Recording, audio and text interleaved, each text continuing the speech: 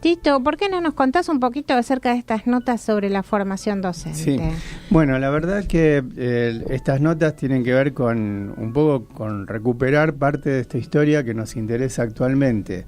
En este momento, como todos sabemos, la formación docente desde hace varios años, digamos, recientes, está siendo puesta en cuestión y se dicen muchas cosas acerca de la formación docente, y es bueno, digamos, entender, digamos, que esto sucede porque existe, digamos, un nuevo proyecto de cambiar la educación en este país con un nuevo sentido, y a partir de la gestión del gobierno de Cambiemos, que tiene sus propias ideas educativas bastante desarrolladas, bastante claras, y en esa claridad obviamente no tiene que ver con lo que en este momento sucede en el sistema educativo, más bien lo que están propiciando es cambiarlo. Uh-huh. Cambiarlo en un sentido de que, bueno, basta ver los discursos, basta ver todas las cosas que dicen los funcionarios, incluso el propio presidente Macri, uno puede dar cuenta de que existe otra idea de la educación muy diferente a la que se viene desarrollando y que sostenemos varios de los que no acordamos, digamos, con esas ideas. Pero bueno, esto es parte del juego actual, digamos. Lo importante, digamos, es ver, por lo menos desde nuestra perspectiva, algunas cuestiones que tienen que ver con la historia. Y la verdad que una de las revelaciones, para mí, recientes también, fue cómo se inicia, digamos, la formación docente y la dimensión latinoamericana que tiene esta formación, porque el hito de inicio tiene que ver básicamente para mí con el tema de las luchas por la independencia y por la liberación de América Latina de la colonia española. Yo siempre decía que uno de los hitos importantes en la historia de la educación de esto, y de hecho lo es la creación de la Escuela Normal de Paraná en 1871 durante la presidencia de Sarmiento, impulsada por el mismo Sarmiento en Paraná. Un rasgo que después, en todo caso, voy a comentar algo, pero la verdad llama la atención porque en Paraná. Y Sarmiento era el presidente de la nación. Bueno, varias hipótesis sobre este tema trabajado, y obviamente tiene que ver Paraná, Entre Ríos. Ya sabemos quién es el prócer entrerriano. Entonces, ahí también funcionaba otra escuela secundaria, que es el Colegio de Concepción del Uruguay. Cuando uno va al Colegio de Concepción del Uruguay, ahí se da cuenta, y va a la Escuela Normal de Paraná, ahí se da cuenta que efectivamente también ahí hay dos proyectos. El proyecto de Urquiza por formar una élite dirigente en Entre Ríos, y el proyecto de Sarmiento por formar los maestros, también en Paraná. Con lo cual ahí tenemos también otra cuestión muy entrerriana, la cultura del río Uruguay, la cultura del río Paraná. Entonces, algo muy llamativo, digamos, porque son dos ríos muy distintos. Quien los conoce ve como el río Marrón, Paraná, el río más cristalino, el río Uruguay, que es el otro río que identifica a los entrerrianos y al litoral argentino. La cuestión es que cuando yo daba esta lección en las clases, en el profesorado, tenía una alumna peruana. Siempre cuento esta anécdota porque es muy reveladora de algo que nos sucede a nosotros los argentinos con respecto a nuestros alumnos, ¿no? Y sobre todo cuando son alumnos que vienen de la inmigración, en este caso peruano. Y esta alumna peruana me interrumpe y me dice, ¿y usted sabe, profesor, por qué es el Día del Maestro en Perú? Le digo, no tengo la menor idea. Me dice, bueno, justamente porque se conmemora la creación de la Escuela Normal en Lima. Me dice, y esa Escuela Normal en Lima la fundó San Martín. Digo, bueno, ¿cómo San Martín? Le digo, Sí, me dice, es el Día del Maestro en Perú. Se celebra el Día del Maestro, como se celebra acá el Día del Maestro por el día del fallecimiento de Sarmiento. En Perú es el día en que San Martín fundó la Escuela Normal de Lima. La verdad que para mí fue efectivamente una revelación. Fui a averiguar, fui a los archivos. De hecho, está disponible el acta de fundación en los archivos históricos. Fácilmente se pueden ubicar. Se pueden ubicar en letra, no digo en letra de San Martín, sino transcripto, pero la firma de San Martín, que había delegado en su ministro de gobierno en Perú, a Monteagudo, la organización del sistema educativo peruano. Y para eso fundan, digamos, esta escuela normal en Lima. Con lo cual me abrió toda una dimensión diferente a lo que es la figura de San Martín, muy ligado a la historia militar, pero después, indagando, ligado a lo que es la liberación en el sentido más amplio que uno lo pueda concebir, que es la liberación cultural.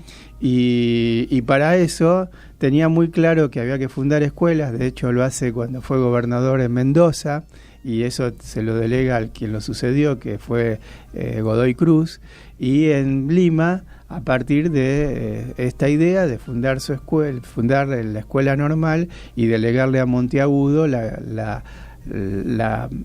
proseguir, digamos, con la organización del sistema educativo. Así que ahí tenemos como una primera hito, digamos, importante, 50 años de que Sarmiento funde la Escuela Normal de Paraná. Es decir, vamos a decir, 50 años antes San Martín ya había fundado una escuela normal en Lima, en Perú, algo que los argentinos, muchos de ellos, por lo menos yo, lo ignorábamos. Entonces, ahí tenemos, digamos, una ligación interesante de cómo el sistema educativo y la formación de los maestros está ligado a un proyecto político. Y en este caso, el de San Martín tenía que ver con la emancipación de la colonia española. Entonces, no va desligado, digamos, el hecho de que cuando se piensan reformas o se piensan impulsar cuestiones que tienen con la formación de los docentes, se está pensando justamente en una transformación del propio sistema educativo, y es en la docencia donde los proyectos políticos hacen mayor hincapié, porque es su responsabilidad la formación de los docentes y es la forma más directa de llegar al sistema educativo. Ahora bien, siguiendo la historia, eran las escuelas normales. Sí. Y estas escuelas normales, sobre todo, ahora sí voy a hablar bien de la Argentina, son escuelas que tienen un sesgo propio y que Sarmiento, cuando las piensa a cargo de maestras norteamericanas, importadas de Estados Unidos, digamos. Abrió la importación Sarmiento y ya de aquella época se abrió la importación y es notable porque estas maestras norteamericanas, muchas de ellas reclutadas o por lo menos reclutadas, motivadas, digamos, por la esposa de Horace Mann, que es como si fuera el Sarmiento norteamericano, por lo menos en la zona norte de Estados Unidos.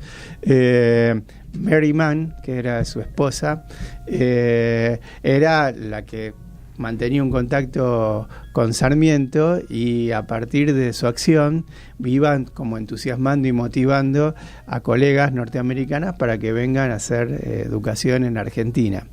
El primer rector de la Escuela Normal de Panamá se llamó Stern, y se cuenta de Stern que Stern estaba como en la parte alta del edificio de la Escuela Normal. Para quien no lo conoce, es un edificio fuerte, grande, y Stern, se subía, digamos, a la parte alta del edificio y miraba y veía planicie, pero en esa planicie lo único que aparecía en ese momento era la lucha interna que había en Entre Ríos entre López Jordán y Urquiza. Entonces la verdad que él estaba viniendo de Estados Unidos, subido a la terraza de la Escuela Normal de Paraná y observando una planicie donde lo único que sucedía eran encuentros no amistosos, digamos, entre los caudillos federales federales, en este caso Urquiza y López Jordán. Esther no duró mucho, la verdad no duró mucho. Además venían sin conocer el idioma español, claro. O sea que realmente vivían con grandes dificultades, pero sí las maestras que vinieron, y ahí digamos una reivindicación más para el lugar de la mujer, no solamente en educación, pero sí en este caso en educación, que son las maestras norteamericanas las que van de alguna manera sosteniendo, dirigiendo estas primeras escuelas normales que se van fundando y de las cuales tenemos un registro, por lo menos en términos de monumentos, ¿no? Ahora bien, siguiendo con el tema de la formación de los maestros, también es bueno recordar otra nota, que es la nota del maestro, digamos, ¿no? Y en esa nota del maestro, el emblema de lo que significa Simón Rodríguez, digamos. Simón Rodríguez fue como el maestro, digamos, emblemático de la emancipación venezolano, y que una universidad en Venezuela, la Universidad Experimental, lleva su nombre, la Universidad Simón Rodríguez. Cuando en su momento, desde el equipo de historia, tomamos contacto con la historia de Simón Rodríguez, a partir del trabajo que hace Adriana Puigros, nosotros buscamos las obras de Simón Rodríguez, pues son obras muy interesantes, pero también escritas de una manera muy curiosa. Entonces nos interesaba ir a ver el registro que había. Y la verdad que, a pesar de, en ese momento que buscábamos, a pesar de haber una universidad que tiene el nombre de Simón Rodríguez, maestro de Latinoamérica, no había registro en la propia universidad de las obras de Simón Rodríguez. Entonces no podíamos encontrar nada, y esto se revirtió, por suerte, hace pocos años, a partir de la presidencia de Hugo Chávez, que el presidente Chávez mandó a publicar las obras completas de Simón Rodríguez, y ahora podemos contar con ellas y todo lo que dejó escrito, bastante, por cierto, sobre sus ideas de educación, que tienen que ver mucho con la emancipación de la colonia española.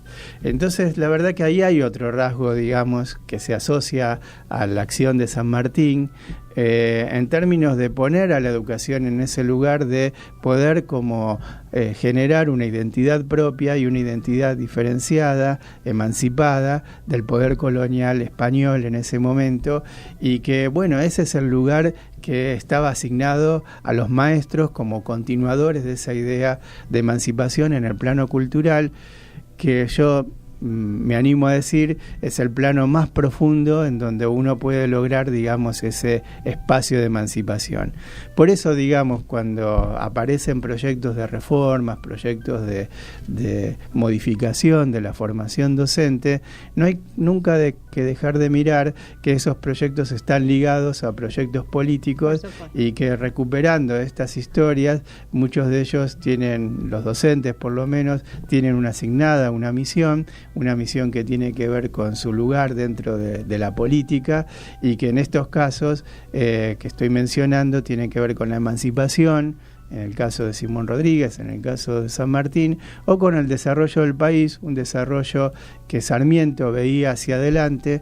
Creo que es una de las cuestiones más interesantes para rescatar del propio Sarmiento, fundador de un sistema educativo argentino que tiene la originalidad de Argentina, que recién, digamos, hacia mediados del siglo XX logra una cobertura universal, y como yo siempre le digo a mis alumnos, es algo que hay que cuidar mucho, pues la verdad que en nuestros países de Latinoamérica eso no se da, y que la verdad que la mejor foto que puede tener un padre es siempre, el día que se inician las clases, llevar a su hijo de 6 años a iniciar la escuela primaria. Y eso es un producto de toda esta historia, de la acción de muchos maestros, de la acción de esos maestros como Simón Rodríguez, de la acción de políticos como San Martín haciendo esto en Lima, y también, digamos, de estas maestras norteamericanas a las cuales Sarmiento les dio un lugar dentro de la Argentina para hacer